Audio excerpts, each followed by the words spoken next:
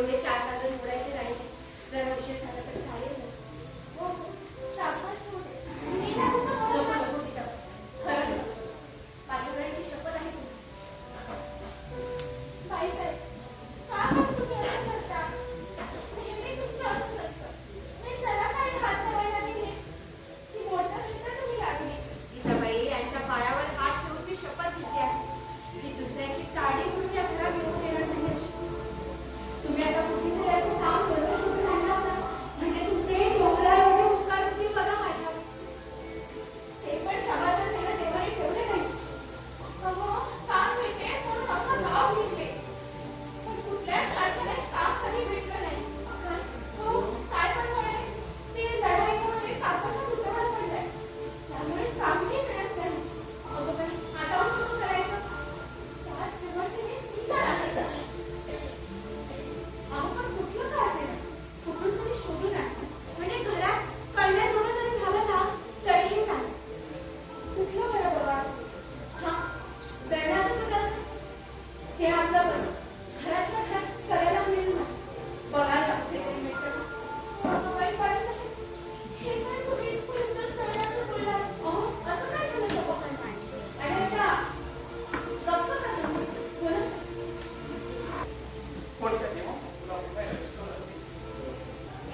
बाईसाहेब, आज 2 दिवस सांगायचं म्हणते. पण काय होतं माझं ध्यान. तुम्ही हे सांगा की ते आज कुठे बरं यायचं? अमृतेश्वर. तिथे हो कशाला? तिथे आज 4 दिवस लक्षपूजनाचा कार्यक्रम चालू आहे. दिवस आपण तिथे गेलो तर थोड्याचं पूजनाला पोट भरून तरी. तुम्हाला असं उपाशी तापाशी पाहिलं की माझ्या पोटात गेली तटातून फुटते होती.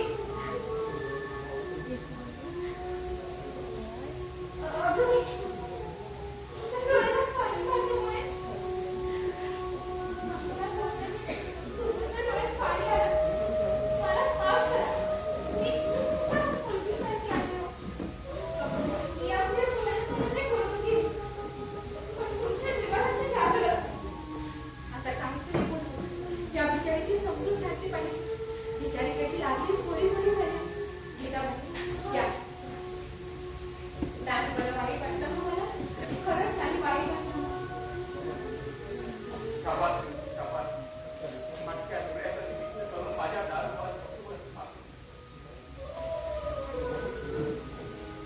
गीताबाई, तुम्ही गप्प खा, बोला काहीतरी.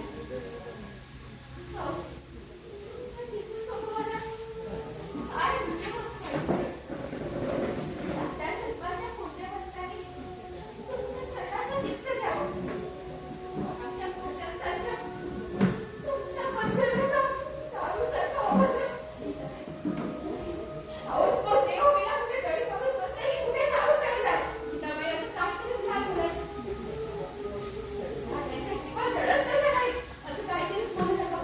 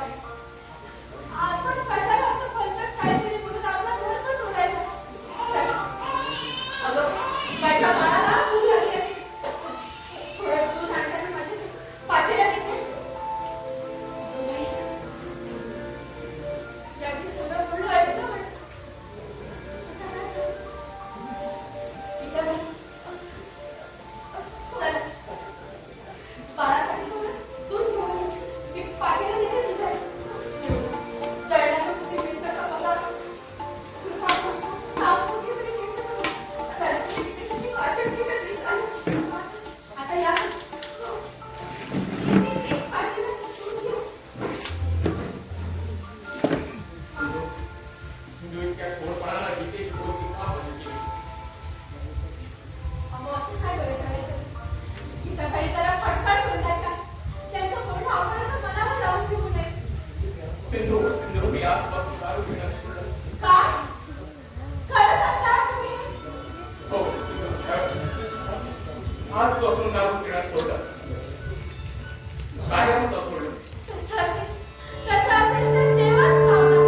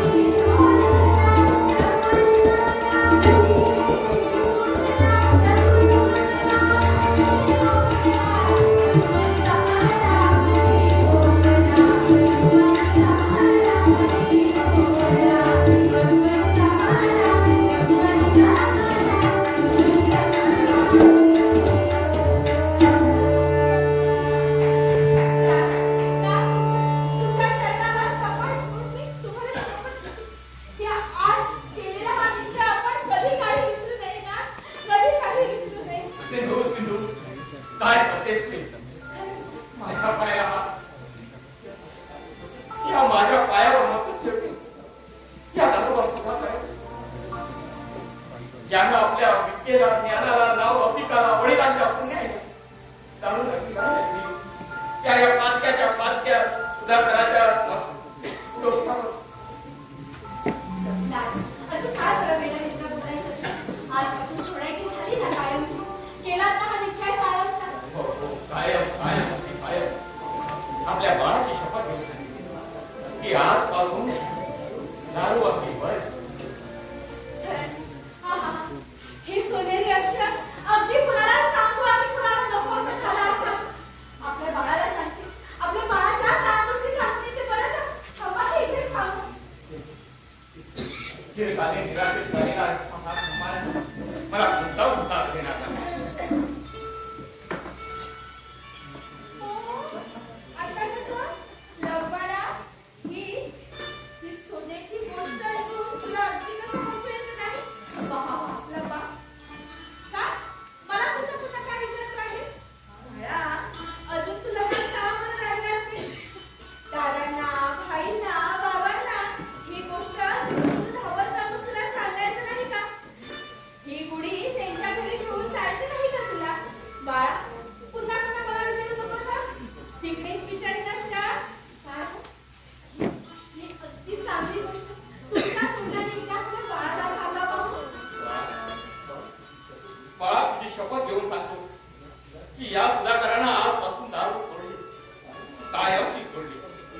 सुगंधी कायम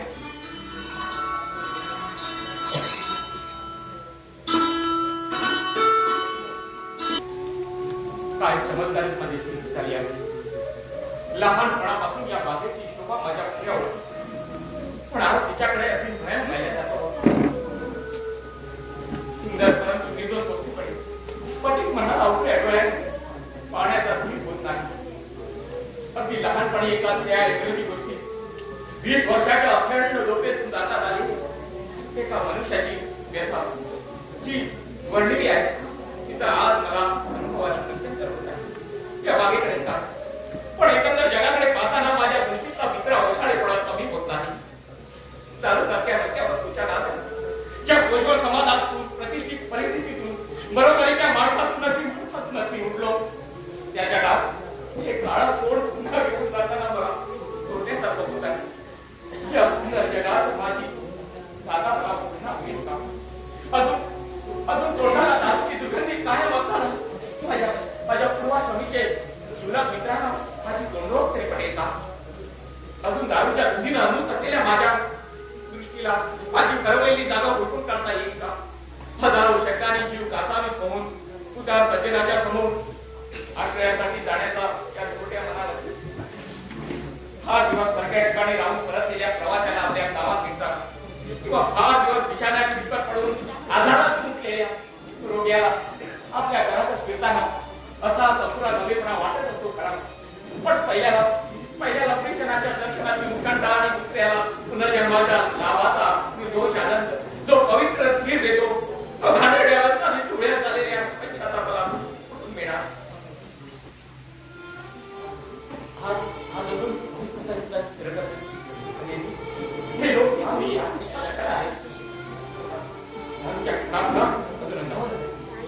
अशा स्थितीत निर्वस्ती जगात आवडत नाही. म्हणून मद्यपानाच्या स्नेहातल्या त्या बदलता लोकांनी त्यावेळी मला सहाय्य देण्याची वारंवार वचने दिली. त्यांची भेट देण्याच्या अपेक्षेने मी तो माझ्या गतपात्राची ही मूर्तिमंत पिछाच्या दत्त म्हणून माझ्यासमोर उभी राहिली.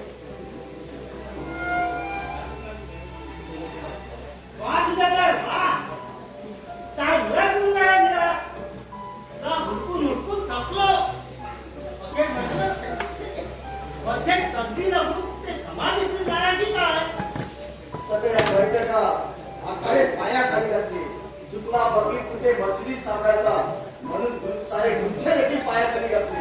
गुंठेच पाय घातलेत ना त्याच्या बाटल्यामध्ये. अरे यार साऱ्या गटारातला डास दाव पाडून काढला पण तुझा कुठे पत्ताच नाही.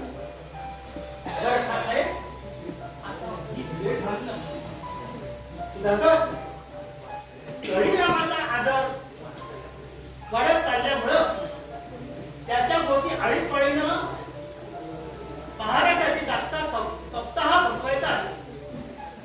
तेव्हा त्याचा कार्यक्रम करण्यासाठी आपल्या मंडळाची खास बैठक बोलवली आहे. म्हणून लोक माझा प्राण जात असला तरी मला तास वाचायचा नाही. अच्छा बैठकला कशाला? बैठक नुसतीच नाही. एका सांगितलं ना मी येणार नाही म्हणून आजच नाही पण कधीच नाही. वा तू नाहीस तर बैठकीला रंग नाही. बळफाम तर मिक्सीला तसा तू नाही तर बैठकीला काय तसं सांगू तुम्हाला मी दारू पिण्यास सोडला आहे. सोडलं आहे यानंतर हो यानंतर काय भलतेच बोलतो हे. मद्यपान सोडून तू करणार काय? अरे वेड्या एकदा एक गोष्ट आपली म्हणून जवळ केल्यावर पुन्हा अशी होती. अरे स्वाधर्मे गुणन परधर्म भयावह. काय असं आहे बराबर बोलत ना. दोन अपना सो अपना. चल हे वेळ सोडून दे. चल दारूच्या गटरात या पामर चित्ता बरोबर वाहत केलं पण यांना दोष देण्यात काय आहे?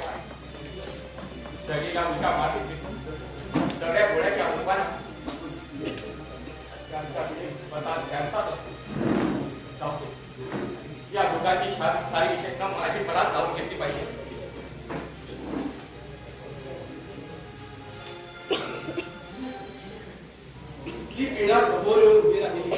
हे अपलक्षण माझ्या पुढे येऊन उभं राहिलं. त्यांच्याबरोबर बोलताना ज्या चौकाने पाहिलं तर अंगावर चितडे उचलणार. 4 शब्द बोलून आपली वाट घेतली पाहिजे. अरे सुधाकर, चांगलं आहे, चांगलं आहे.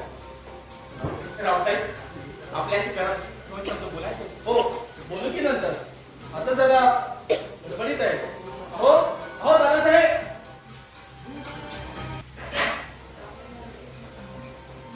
रावसाहेब, रावसाहेब, मला आपल्याशी जरा बोलायचं होतं.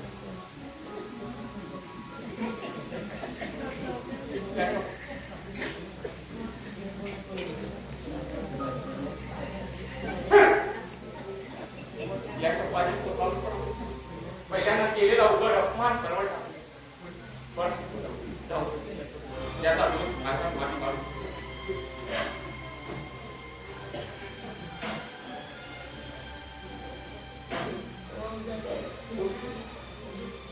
भाऊसाहेब,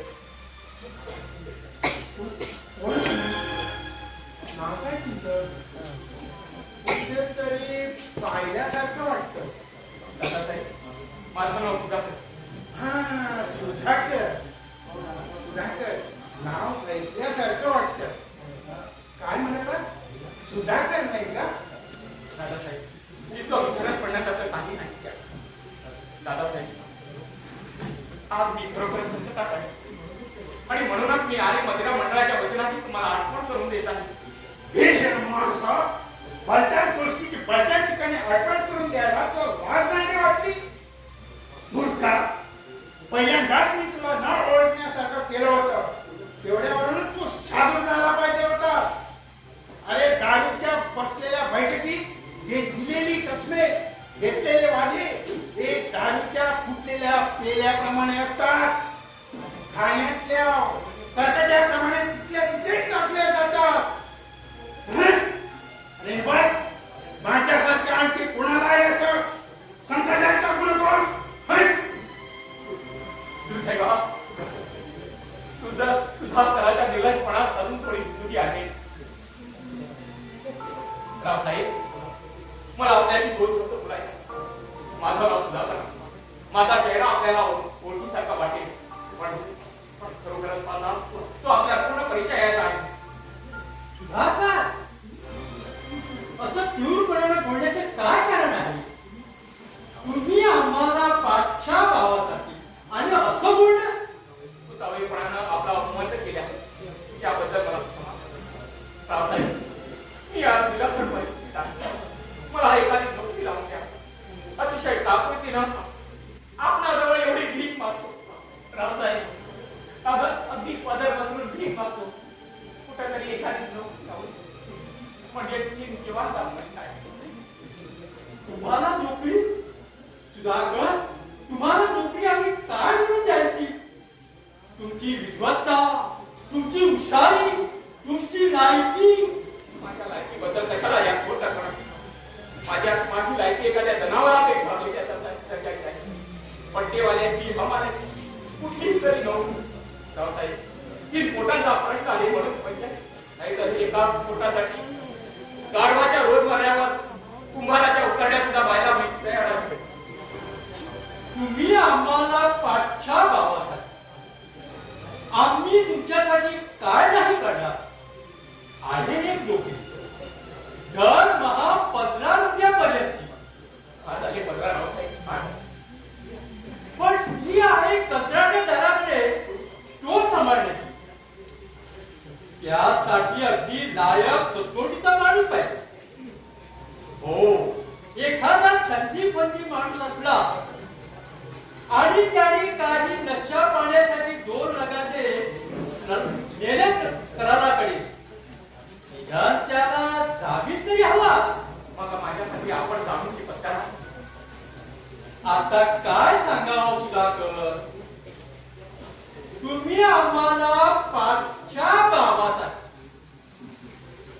आता स्पष्ट बोलायचं. हे बघा, तुम्ही बोलून चालून एक व्यसनी माणूस आहे. तुमची जामीनकी म्हणजे धोत्रात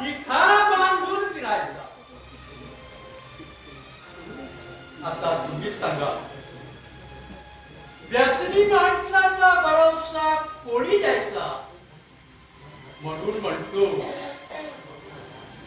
मग तुम्हाला माझी हात जोडून विनंती आहे सुधाकर तुम्ही दारू सोडा दारूमुळे माणसाची फत जाते नाचक्की होते बरं येऊ मी आता वेळ झाला येतो मी.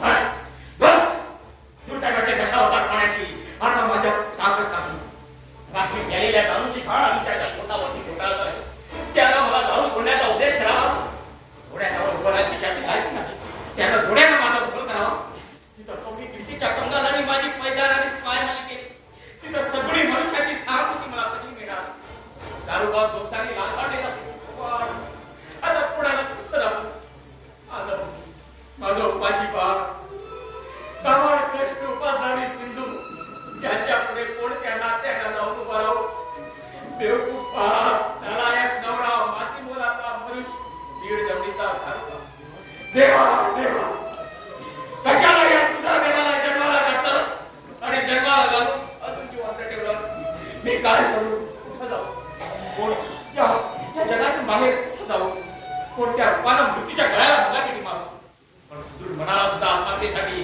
मृत्यूच्या रूपाकडे बाजारात विचारते दारूबा दुसऱ्या मनाला एवढा धैर्य करून देणार बाजाच्या ओळखीचा मृत्यूचा एकाच रूप म्हणजे दारू धडपडणाऱ्या जीवाच्या चाचण्या बंद करण्याचा दारू केली जातं मार नाही रासकट माणूस केला सिंधू सकट संसाराला सद्गुणा सकट सुताला